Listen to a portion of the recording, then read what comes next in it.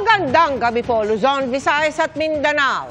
Puwerwisyo na takaw disgrasya pa ang nahuli kam na pangangarera sa Marcos Highway sa Pasig City. Ang ibang sasakyan kitang hinaharang ng mga kasabwat na demotorsiklo. Tinutugis pa rin ang mga sangkot lalo tila ba inangkin na nila ang kalsadang para sana sa publiko. Nakatutok si Mark Salazar. Ang maingay na revolusyon ng selinyador ng mga kotse sa 10 oras pa naman ng gabi. Yan ang iniinda ng mga residente sa Marcos Highway, parte ng Pasig.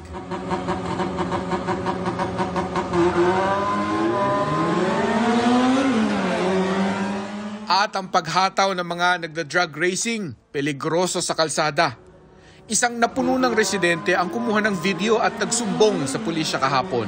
At about mga siguro 1 to 2 a.m. sir, bali tumawag po yung talk natin galing sa 911. Allegedly is nagkaroon daw ng drug racing sa may Marcos Highway. Then immediately naman is yung police natin is nag-responde doon sa area. Nung time na nandun yung tropa, nagtakbuhan. So siguro natakot. So yun, pagdating ng tropa doon is may dalawang motor na naiwan. Ang mga kasabwat na nakamotor ang tagaharang ng iba pang motorista para maklear at maging racetrack ang Marcos Highway. Nakikita sila ng mga tanod ng barangay pero hindi naman daw sila deputized para manikit ng traffic violation. Kadalasan sir, minsan pag wala nang doon sa may kabila, walang tao, doon sila bumabanat sisimula. Kahapon nabulabog ng pulis, dadaanan, natakbuhan. Siguro binabantay din siguro ang mobile natin every time na iikot. Siguro napupulasan din pag nakalayo na, doon sila dumadalin mag-drug racing. Malawak na sa sakupan ng Pasig Police Substation 8 at 15 pulis lamang sila kada shift. 3 barangay po sir nakasakop ng area natin. Pero hindi naman natin napapabayaan sir yung Marcos Highway na yan kasi yun nga, strategic place po yan, ang mga establishment na maraming tao.